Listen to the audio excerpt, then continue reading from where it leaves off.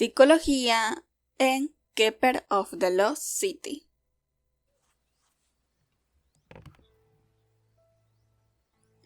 Primeramente hay que entender que no es simplemente un libro de fantasía, de criaturas mágicas o de la magia en particular.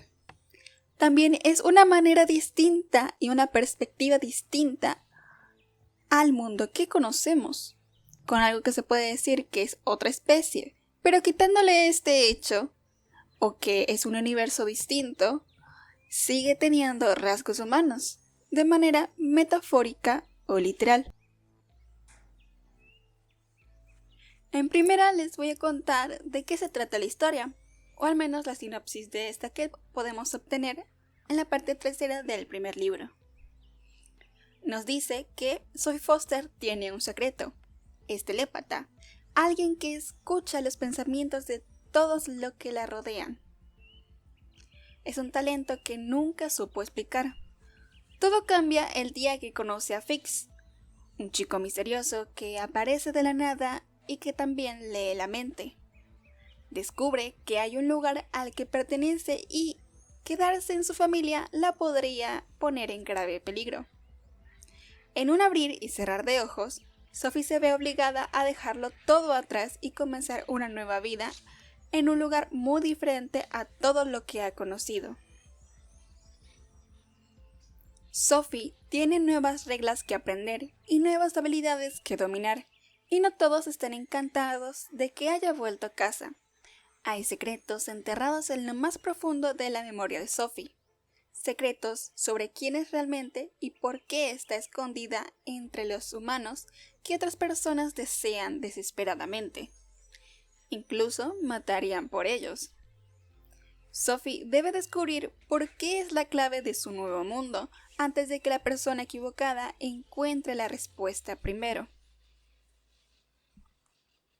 Ahora bien, de parte de la psicología vamos a tratar de explicar ciertas partes del personaje principal y algunos de los personajes secundarios, y la manera en la que la comunidad de los elfos expresan las emociones negativas y lo que sienten o lo que opinan de ellas, como de la muerte. En primer lugar, Sophie al inicio de la trama tiene 12 años, que vivía en la ciudad de San Diego, siendo una chica normal como todas las otras, de tamaño promedio, cabello rubio y ojos marrones. Ella realmente es una persona muy introvertida, incapaz de hablar con otras personas o mantener una conversación estable. Además, ella suele pasar todo el tiempo con sus audífonos debido a su secreto, que es que puede leer las mentes. Poder o don desencadenado a partir de los 5 años cuando tuvo un accidente al golpearse fuertemente en la cabeza, que desde allí pudo escuchar todo a su alrededor, incluso lo que no quería. ¿Cómo podemos explicar esto en la psicología? La situación de Sophie Foster se puede explicar claramente utilizando conceptos de varias de las escuelas psicológicas, principalmente del humanismo y el cognitivismo, debido al enfoque de la experiencia subjetiva, los procesos mentales internos y el desarrollo del potencial. El enfoque humanista, con autores como Carl Rogers y Abraham Maslow, pone énfasis en el ser humano como un ser libre, único y con el potencial de crecimiento y autorrelación. El problema es Sophie. Se enmarca en la frustración de sus necesidades básicas y su impulso hacia la autorregulación. La telepatía de Sophie la condena al aislamiento social y la familia, impidiendo que satisfaga la necesidad de amor y pertenencia. Ella no se siente amada, comprendida en su totalidad, lo que la lleva a buscar desesperadamente un lugar donde encaje y pertenezca. Sophie no recibe la aceptación incondicional que promueve el humanismo, ya que no es humana. Ella percibe que en su concepto, su familia la quiere, pero con la condición implícita de que sea normal, como en uno de los diálogos de la madre. Ya como podemos ver, la madre perfectamente quiere a su hija, pero con la condición de que ella fuera normal, al igual que su hermana. Y ella, al saber que no lo dice pero sí lo piensa, en sus propias palabras es como si fuera un pequeño alfiler en el corazón de ella, que era la parte más difícil de ser telépata: poder oír los pensamientos reales de sus padres. Algo tan simple como leer la mente podría afectar a una niña de 5 años. Pues sí, y podemos explicar la experiencia de Sophie al analizarse de manera profunda desde el psicoanálisis, ya que estas escuelas se centran en cómo las experiencias tempranas, los conflictos inconscientes y la represión moldean la personalidad y el comportamiento. El desarrollo de la telepatía a los 5 años actúa como un trauma psíquico que obliga a la mente de Sophie a establecer complejos mecanismos de defensa.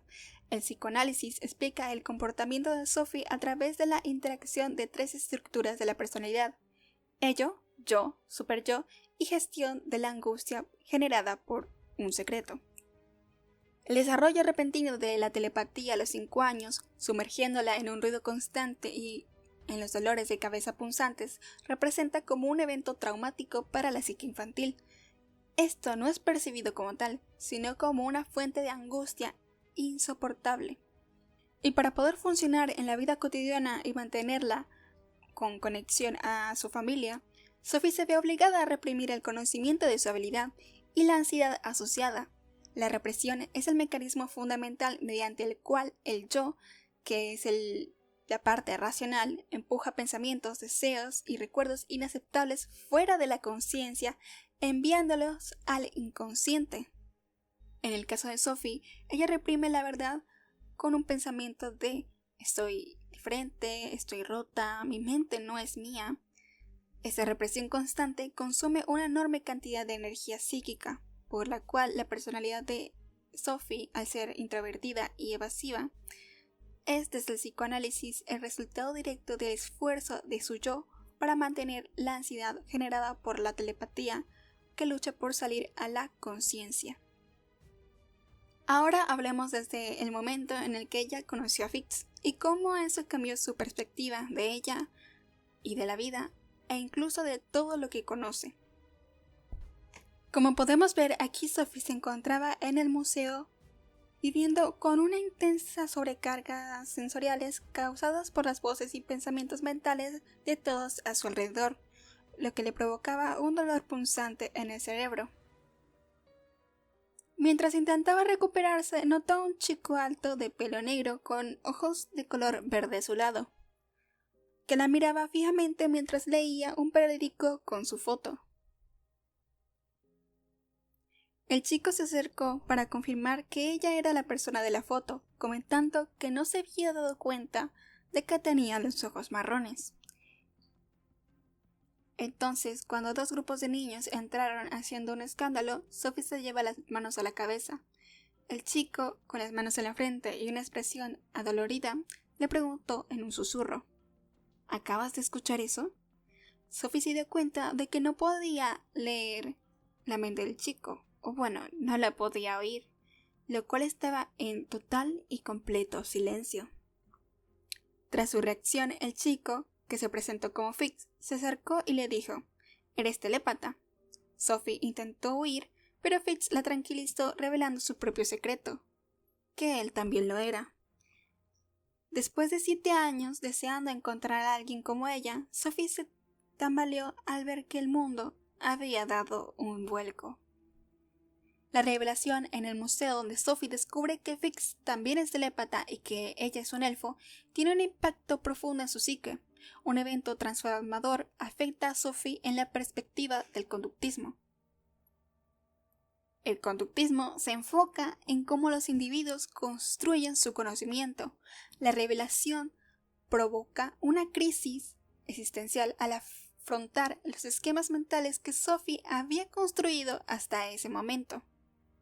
Sophie había construido su realidad en torno a la necesidad de ocultar su telepatía y el hecho de ser un bicho raro. El hecho de que Fitz no solo la viera, sino que también experimentara su misma realidad, demuestra que el esquema de su realidad es incompleto o falso. La existencia de Fix, el hecho de que su mente esté en silencio mientras que oye el caos de otros, rompe inmediatamente las reglas de su experiencia telepática. Ella no sabía que esto era posible, forzándola a cuestionar todo lo que creía saber. Para integrar esta nueva y radical información de que los elfos existen y que ella es una de ellos, en su estructura mental, Sophie debe pasar por un proceso de acomodación. Debe desmantelar sus viejos esquemas y construir un nuevo marco de realidad, que sería cambiar el hecho de que es una niña humana con un secreto al que es una elfa con una identidad y un mundo que la espera. La revelación en el museo no solo le da una identidad, sino que le ofrece un punto de partida válido para construcción de un nuevo conocimiento de sí misma y el mundo, marcando el inicio de su viaje de aprendizaje y desaprendizaje de todo lo que creía saber como humana. Entonces, ella al inicio de la aventura empieza desde el no conocimiento, de que creer lo que conocía era cierto y de que ella pertenecía a un lugar y a la vez no, de que básicamente todo en su vida era una mentira. Pero lo que sucede con ella se puede dejar para otro día, o si prefiere se puede leer directamente desde su libro, ya que esto es un simple análisis desde la parte psicológica y de cómo ella era al inicio de la historia. Ahora quiero hablar sobre un personaje que no es de los principales, pero me parece muy importante analizar por el concepto de cómo él va de ser una inspiración a una persona con la mente rota. Y no en el sentido de que se vuelva malo, sino que literalmente hay una ruptura en su conciencia. Alden es un señor alto y esbelto que inspira confianza y una tranquilidad, como también un aura de control. A él lo conocemos principalmente en el capítulo 7 del primer libro. Él se presenta ante Sophie como la persona que la ha estado buscando durante muchos años. Una persona amable que se preocupa por su bienestar y si ha tenido algún problema al momento de llegar a las ciudades perdidas. A lo largo de la historia es como un guía que cuida de ella. Él inspira confianza, recordándole que a pesar de haber vivido en un mundo de humanos, ella es un elfo. Ellos al conocerse se dan cuenta de que tanto ella, Fix y Alden son telépatas. Pero Alden, aunque intenta entrar en la mente de Sophie, no es capaz de hacerlo. A pesar de ser uno de los telépatas más poderosos del mundo, como podemos ver, él no puede leer la mente de Sophie al igual que Fix. Hay que tener en cuenta de que incluso para los telépatas hay reglas en el mundo élfico o en las ciudades perdidas. Ellos tienen la obligación de pedir permiso para poder entrar en la mente de una persona o de otro ser. Y al no hacerlo es una clara infracción a la regla, lo cual lo puede llevar a un juicio. Ahora voy a centrarme en el segundo libro, de las ciudades perdidas, que es El secreto de la Licornia. ¿Y por qué específicamente en el segundo libro? En este podemos ver lo que es la fractura de memoria o incluso una mente rota, la cual principalmente vemos con Alden, cuando va con Sophie al exilio. El exilio es una cárcel o un refugio para aquellos elfos que no tienen más que una mente rota, en la cual lo explicaré con Alden. El tema del exilio y la fractura de memoria nos cuenta que Prentice ha sido guardián del Cisne Negro, pero que actualmente reside en el exilio. Su mente quedó descompuesta debido a una fractura de memoria ordenada por el Consejo, un procedimiento usado para sondear y averiguar un secreto que se negaba a revelar. La propia Sophie. Sophie y Alden concuerdan de que la fractura de la mente de Prentice fue un error. Alden debe ahora enfrentarse a la posibilidad de realizar otra fractura de memoria si la persona se sigue negando a confesar. Alden revela que la fractura no debe hacerse por un solo sujeto, que requiere un guía para evitar perderse en el caos mental de la víctima. Y sospecha que el Cisne Negro quiere que Sophie sea esa guía, para poder sacar a la luz lo que el sujeto esconde. Sophie también es consciente de que una pequeña parte de Prentice se intentó comunicar con él antes de desintegrarse y le suplicó que velara por su familia.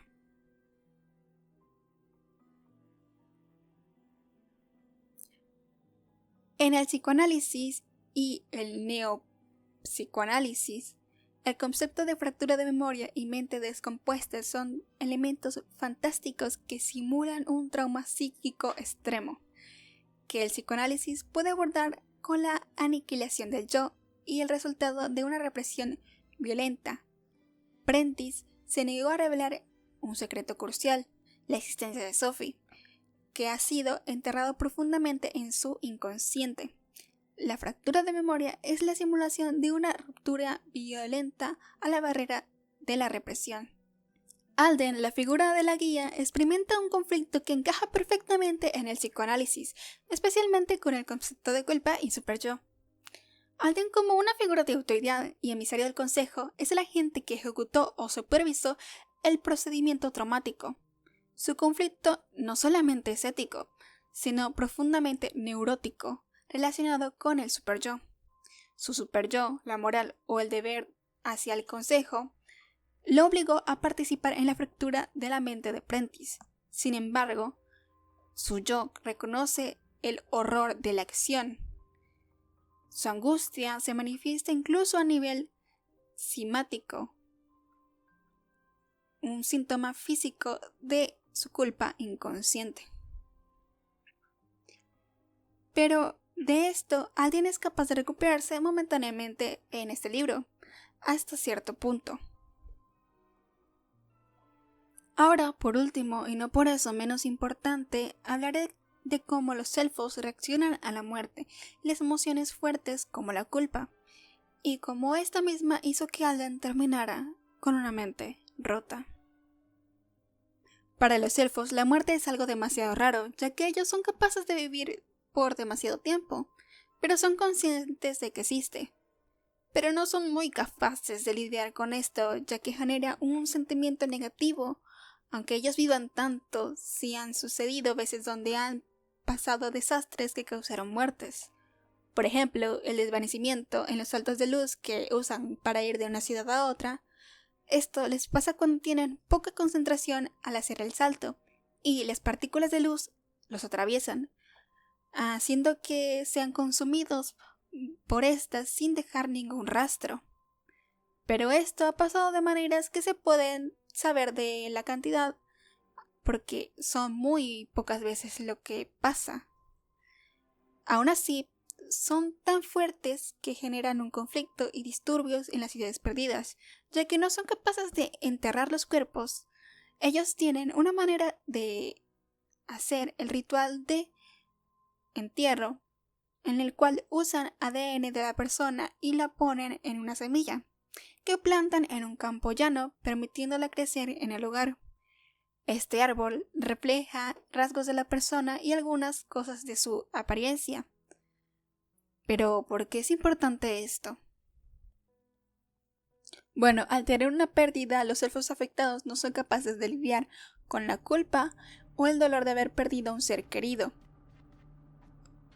por lo cual prefieren ignorar el sentimiento dejándolo en el olvido o dejarse llevar causando que su mente se fracture, que si pasa instantáneamente se llevan al exilio, al igual que le pasó a Alden.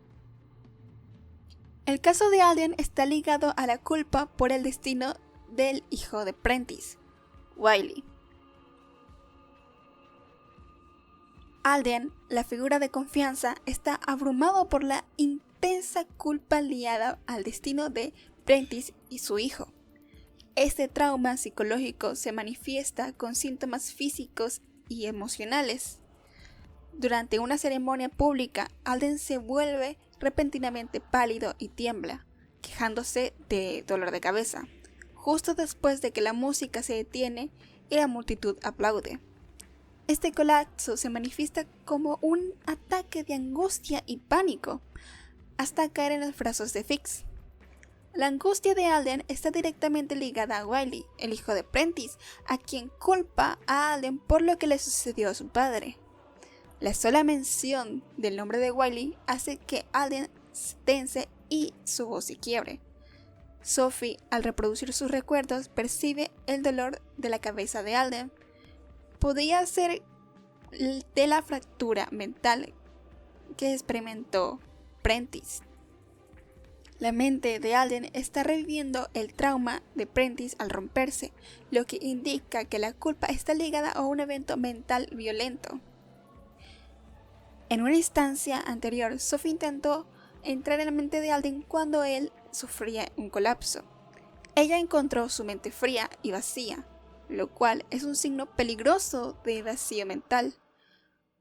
Sophie lo rescata al llevar su mente con imágenes de amigos y familiares, hasta que la calidez regresa y la voz mental de Alden le susurra su nombre, haciéndole recordar la conciencia, aunque con temor.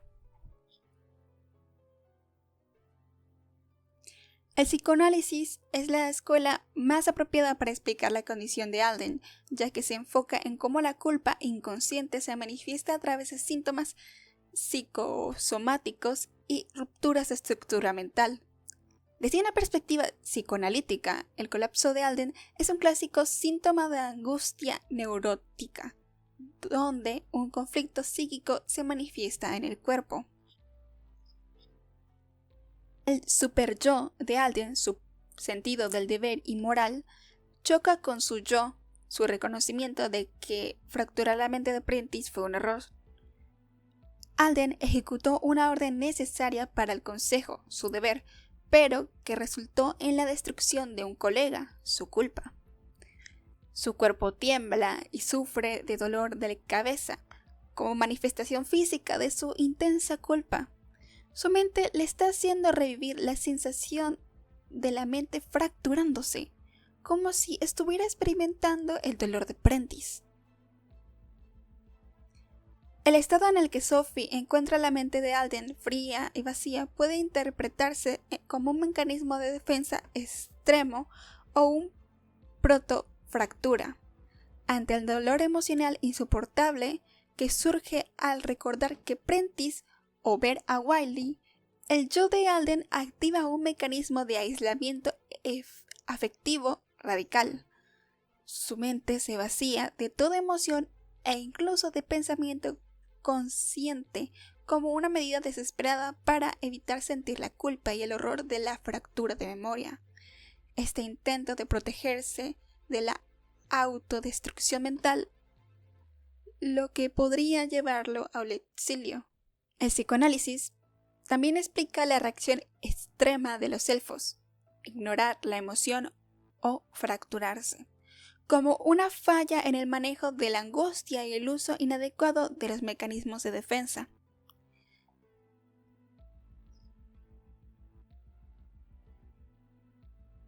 Debido a su longevidad y la rareza de la muerte, la sociedad élfica ha desarrollado un mecanismo de defensa cultural para evitar el dolor que ésta genera, ignorar el sentimiento dejándolo en el olvido.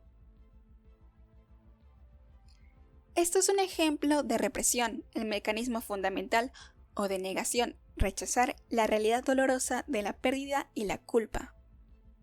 El yo, la parte de la mente que trata con la realidad, es forzado a empujar activamente el dolor, el luto y la culpa hacia el inconsciente para mantener la calma y el orden social.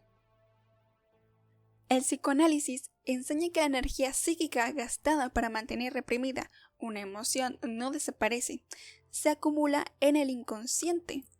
En el caso de los elfos, esta comunicación de dolor y culpa reprimida crea un enorme potencial de angustia, un estado de terror psíquico.